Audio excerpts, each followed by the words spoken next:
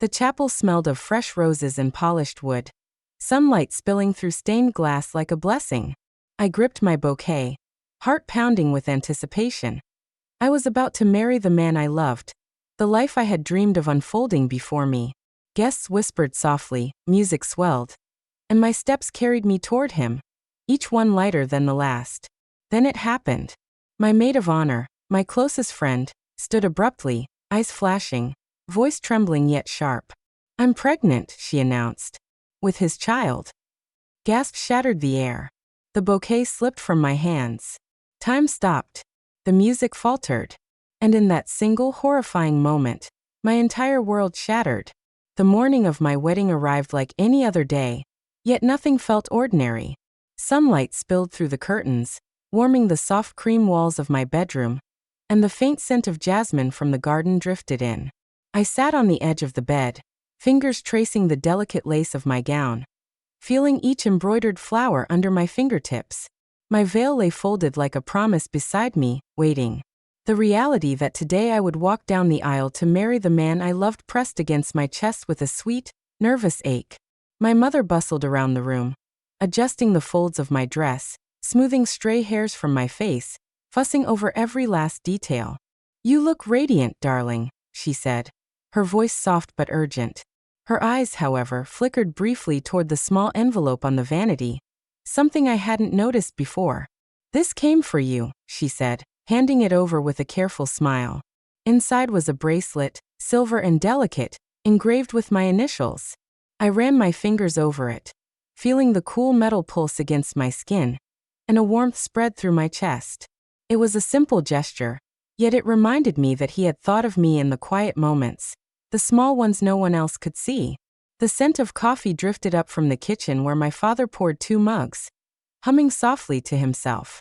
He smiled at me, eyes crinkling at the edges. "Today everything changes," he said. I nodded, unsure if I was holding my excitement or my nerves in check. Downstairs, the faint hum of traffic outside reminded me that life carried on even as my heart threatened to explode with anticipation. By mid-morning, I was stepping into my car, umbrella in hand. The streets glistened from last night's rain, each puddle reflecting distorted snapshots of the city. I watched my reflection in the glass, my wide eyes, slightly flushed cheeks, and lips pressed together, and saw both the girl I had been and the woman I had become. I remembered running along these streets as a child, backpack bouncing against my shoulders, laughter spilling from my mouth while my mother called after me. I remembered my first job, my first promotion, the thrill of being recognized for hard work and dedication. These fragments of my life were my foundation, grounding me even as the world seemed poised to spin in every direction. Arriving at the chapel, I felt a wave of calm I hadn't expected. Guests were seated, murmuring softly, their perfume and cologne blending with the scent of the lilies that lined the aisles. The organ played a gentle prelude, carrying my pulse along with it. I shook hands with distant relatives, whispered thanks, smiled through the nerves that made my palms sweat. Everyone saw the radiant bride, but they didn't see the careful balance I maintained inside. The inhale before I approached the altar, the subtle bite of my lip to restrain a quiver, the way I counted each step like a silent metronome. I had always been the peacemaker, the one to manage expectations, smooth over tensions, hide disappointments. Today, I realized that those skills would serve me differently. Today, I would need that same patience and grace, not to protect others from discomfort, but to hold myself steady in a storm I could not yet see. Every glance, every whisper, every touch would be measured, because in the moments to come, strength would not come from emotion. It would come from clarity, poise, and an unwavering mind. Months before the wedding, subtle unease had begun to settle over me like a shadow I couldn't shake. At first, it was nothing more than a glance that lingered too long. A whispered conversation abruptly stopped when I entered the room. My fiancé, the man I trusted completely, seemed distracted at times. Late nights at work, mysterious phone calls, faint traces of anxiety in his eyes. I wanted to believe in him, to ignore the prickling doubt. But intuition, that quiet, insistent voice, kept nudging me to pay attention. Then there was Lila, my maid of honor and best friend for over 15 years. She had been my constant, the person who had shared every birthday, every heartbreak, every triumph. I never imagined her capable of betrayal. Yet little cracks began to appear. A text left open on her phone. A laugh that stopped abruptly when I approached. Subtle innuendos I convinced myself were innocent. I wanted to trust her. I had to.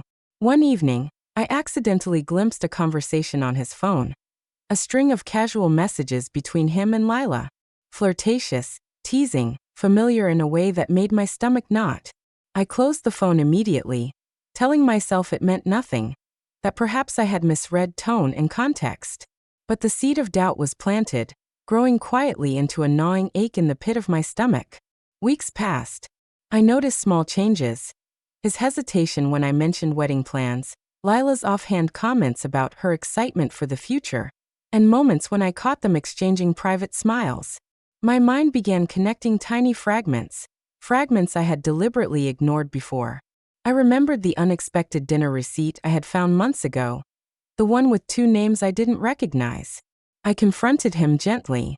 "Is there something you're not telling me?" I asked one night, voice soft but wary. He smiled, reassuring, the warmth in his hand gripping mine as if to anchor me. "You're imagining things," he said. "Trust me." His eyes flickered briefly, avoiding mine, and for a fleeting second, the warmth turned to unease. I wanted to believe him. I wanted desperately to hold on to the life I thought we were building. The engagement party became the turning point. Lila hugged me tightly, whispering congratulations in my ear. Her eyes, though, betrayed something I couldn't yet name. She lingered near him too long, laughed at jokes he made that only she seemed to understand. That night, I lay in bed, staring at the ceiling, piecing together every odd glance, every whispered word, every inconsistency in their behavior. It became undeniable. The 2 people I had trusted most were conspiring against me in ways I could barely articulate. Anger surged first, raw and hot, followed by a suffocating grief. I questioned myself, my choices, my judgment, my ability to read people. I cried quietly in the dark, my pillow damp with tears, my chest tight with betrayal. The life I had imagined, the dream I had nurtured since childhood, seemed to unravel in threads I couldn't grasp. But as the night wore on, something shifted. The rawness of pain settled into a sharper clarity. I realized that my suffering, though profound, could not define me. I could choose despair, or I could choose action, measured and deliberate. I began cataloging every interaction, every suspicious moment in my mind. This wasn't a story of reckless revenge yet. It was a story of preparation, patience, and the quiet cultivation of strength. I told myself repeatedly that on my wedding day, the truth would have to emerge. I would not allow anger or tears to dictate my actions. I would wait for the perfect moment, gather the evidence, and deliver justice in a way that could not be ignored. I would be calm, poised, unshakable, the eye of the storm in a hurricane of lies. As the weeks passed, I observed. I recorded. I cataloged. Each small betrayal, each whispered conversation, each hint of duplicity became a stepping stone, a fragment of a larger puzzle that I would one day complete. And though my heart ached and my mind raced, I knew one thing with absolute certainty. Betrayal was not the end of me. It was the beginning of something far greater, a reckoning that would be mine alone.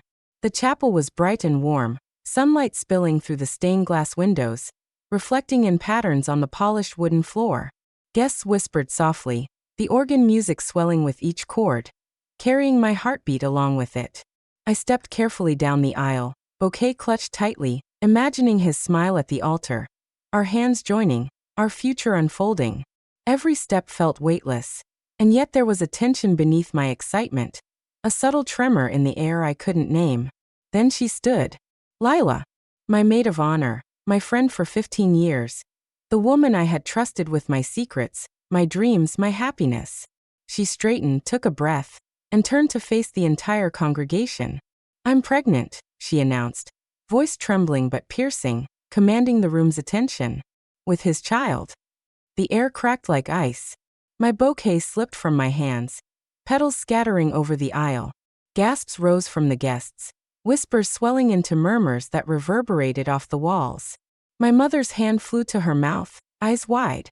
My father's jaw tightened, the veins on his neck pulsing. And him, my fiancé, my partner, my supposed future. His face went pale, eyes wide, panic flashing across his features. He opened his mouth to speak, but no words came. Time seemed to distort. The organ faltered in a tremor of sound. Guests shifted in their seats, some standing, others frozen. The scent of lilies mixed with the faint perfume of shocked relatives, cloying and heavy. I felt the warmth of sunlight on my face, yet my chest tightened as though the room had become a vacuum, every heartbeat echoing too loudly. I did not scream. I did not cry. I did not collapse. I simply stood, rooted in the aisle, eyes fixed on Lila, studying her. Her hands trembled slightly, betraying the performance of panic she tried to project. Her eyes darted, searching for sympathy, for some sign that she had succeeded in shattering me, but she met mine, steady and unyielding, and faltered. "Explain," I said quietly, almost deceptively calm, my voice carrying over the room. The quiet drew everyone's attention again, a tense silence pressing in on us. I didn't mean for this to happen," she stammered, voice quivering. I shook my head slowly. The betrayal was not just a statement. It was a performance, a calculated attempt to humiliate me on what should have been the most sacred day of my life. My stomach knotted with the icy fire of clarity. I would not cry, I would not beg, I would not scream. I would let them unravel themselves in the presence of everyone who had witnessed my life, my trust, my love. My fiancé opened his mouth again, but the pleading in his eyes was not enough. I could see the panic, the guilt, the desperate hope that I would falter. But I did not. Instead, I took a slow, deliberate breath, feeling the petals of my bouquet press into my palms, the subtle weight grounding me. I felt a shift inside.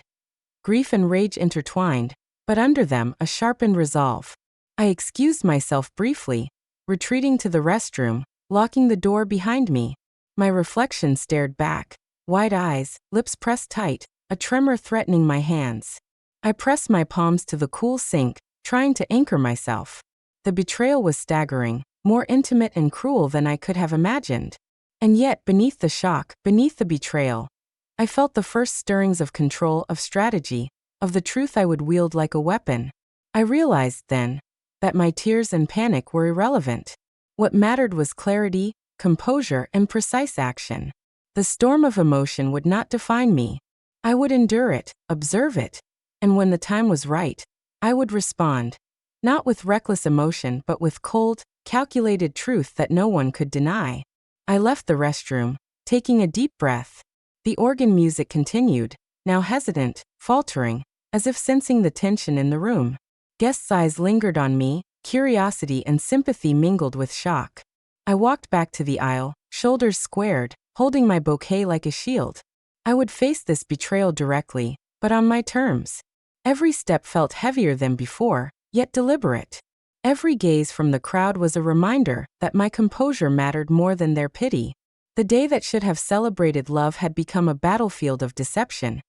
And I was ready to fight, quietly, methodically, and with undeniable truth as my weapon. That night, after the chapel emptied and the whispers faded, I sat alone in my bedroom, the silence around me thick and suffocating. The faint scent of lilies lingered in the air, stubborn and intrusive, reminding me of every shattered expectation, every cruel word that had echoed in the chapel. I wrapped my robe tighter around my shoulders and paced, each step heavy with the weight of betrayal, each breath uneven, tasting of grief and anger mixed together. I remembered the first time I had truly trusted him, the laughter we shared in a small coffee shop, the warmth of his hand in mine, the softness in his voice that made the world feel safer. And I remembered Lila, our late-night talks, her quiet support, the way we celebrated birthdays and mourned losses side by side. Both had been pillars in my life, and both had turned, leaving me with a raw, exposed vulnerability I had never anticipated. Sleep would not come. I sat by the window, staring at the city lights blinking against the night sky, each one a distant story, a reminder that the world moved on even when mine had stopped. My mind churned over every detail of the day, every inconsistency I had ignored, every whispered conversation I had witnessed. Anger rose, sharp and unrelenting, and grief followed, heavy and suffocating. But amid the storm, a clarity began to emerge, a quiet, hard-edged understanding that I could not undo the betrayal, but I could control my response. I recalled my work, the meticulous planning, the long nights spent organizing projects and balancing personalities. My success had never come from emotion. It had come from precision, patience, and perseverance. If I could apply that same rigor now, if I could observe, document, and act with intent, I could turn humiliation into empowerment. I felt the first real spark of determination. The inner fire that would not allow me to crumble under their deceit. This fire was quiet, steady, not the blinding rage that would destroy indiscriminately, but a focused resolve, sharp and deliberate. I would not be a victim. I would not allow them to define my story or control the narrative. I would wait. I would watch. I would gather the truth and wield it with the precision of someone who had been wronged but refused to break. Hours passed. I reviewed every memory, every interaction, mentally cataloging moments that had previously seemed insignificant. The casual smiles, the whispered messages, the excuses, the evasions. Each became a thread, part of a larger tapestry I was only beginning to see. I realized that action would require patience. Impulsiveness would betray me. Calculated steps would ensure justice. I wrote in my journal, longhand, the words jagged and uneven but truthful. I poured every pang of betrayal, every pulse of anger, every flicker of sadness onto the page. By the end, my hands ached, my wrists throbbed, but my mind felt lighter, sharper, more focused. I was no longer just the heartbroken bride. I was a strategist, a seeker of truth, a woman determined to reclaim control over her life. As dawn approached, a calm settled over me. The inner fire burned steadily now, warm and bright, giving me the certainty I needed. I would confront this betrayal, not with screams or tears, but with undeniable evidence and quiet authority. I would show them, and everyone who had witnessed my humiliation, that truth was my weapon, patience my shield, and resilience my strength. For the first time since the chapel, I felt a measure of peace. I would act, yes, but on my terms in my time, and with absolute clarity. Betrayal had lit the fire, but I would choose its path. And when the moment came, it would not be a scene of chaos. It would be a demonstration of truth, and no one would be able to ignore it. The morning after the wedding disaster, I woke with the sun slicing through my curtains, warm yet indifferent to the chaos that had upended my life the day before. I sat on the edge of the bed, hands pressed against my temples, replaying Lila's announcement over and over. Panic and grief had faded, replaced by a precise, simmering resolve. This wasn't about revenge in the dramatic sense. It was about truth, proof, and reclaiming control. I started small.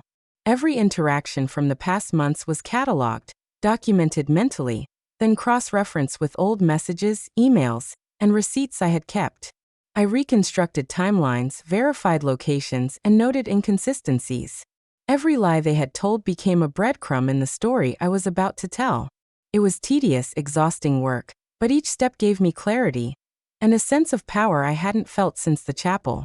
The first attempt at confrontation was indirect. I asked casually about certain dates and events, watching their reactions closely. Lila smiled nervously, my husband shifted uncomfortably. I observed their body language, the avoidance of eye contact, the forced laughter, the quick changes of subject. It was frustrating. They were skilled manipulators, practiced at hiding guilt. But I learned. Each evasion revealed more than words ever could. I enlisted quiet allies, friends and family who had seen small inconsistencies, who had witnessed glances and whispered conversations. Their recollections, corroborated with my documentation, began to form a web of undeniable evidence. Yet every step forward had obstacles. Lila tried to manipulate perceptions, spinning stories to make me look insecure, irrational, jealous.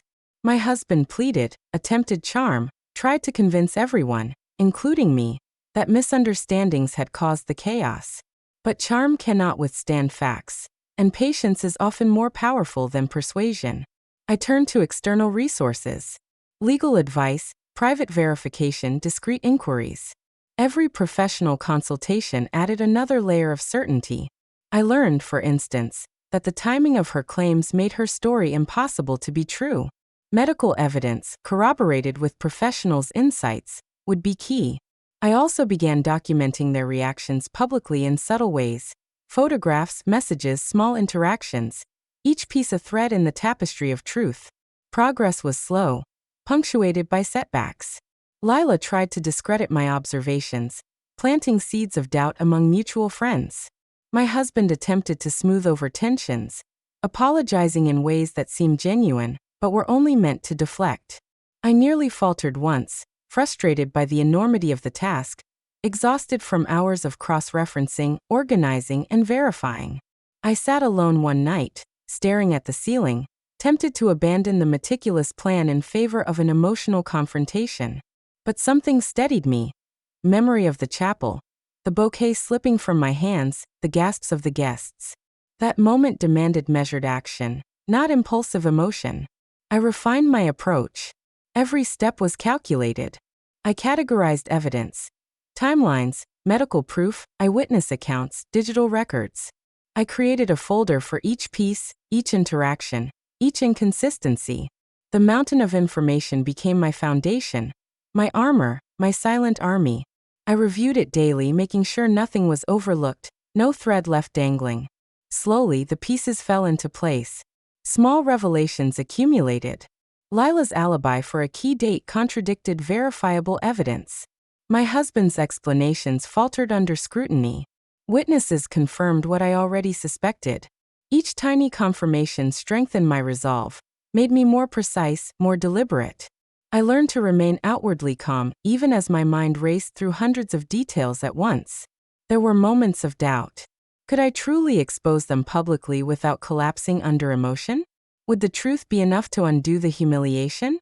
These questions circled endlessly, but each morning I returned to the work. Preparation was my defense, and clarity was my guide. I could not rush. I would not rush.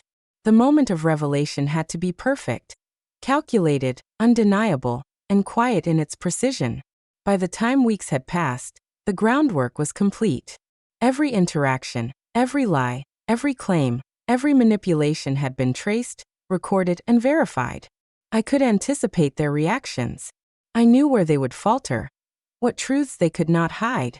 I had turned every piece of their deceit into a weapon of evidence, every betrayal into a stepping stone toward justice. And in the quiet of my apartment one evening, reviewing the final folder of meticulously verified proof, I felt a strange calm. The storm of grief, humiliation, and anger had been transformed into a laser-focused strategy. I was no longer the shattered bride of the chapel. I was a woman armed with truth, patience, and unwavering determination. The moment of reckoning would come, and when it did, it would be unassailable, precise, and entirely mine. The chapel was quiet, sun filtering through the stained glass windows, casting fractured colors across the polished floor. Guests murmured softly, waiting for the ceremony to continue. I stood at the altar, bouquet in hand, shoulders squared, a calm I had not felt since the shock of Lila's announcement. Every detail had been planned. Every piece of evidence gathered, verified, and arranged for maximum impact. I took a slow breath, letting the silence hang, drawing every eye in the room toward me. "Before we proceed," I said, voice steady, carrying across the aisle, "there is something that must be made clear." Lila's smile faltered immediately, just enough to show a crack. My fiancé shifted, a flicker of panic crossing his face. Guests leaned forward, curious, sensing the tension in the air. I opened the folder I had placed on the lectern, the papers crisp, evidence neatly organized. "I've reviewed every claim made," I continued, voice measured, eyes on Lila. "Every accusation, every whisper, every hint of deceit. And what I have discovered is clear. Your statements are false." I laid out the proof, piece by piece. Medical documentation, timestamps, eyewitness accounts, digital records, all confirming what I had suspected. Lila's claim that she was pregnant by my husband was impossible, verifiable as untrue by objective evidence. Each paper, each detail, was presented calmly, logically, undeniably. Gasps spread through the crowd. Lila's face drained of color. She tried to speak, stammering, but no one could interrupt the flow of truth. My husband's eyes widened, guilt and fear flashing in his expression.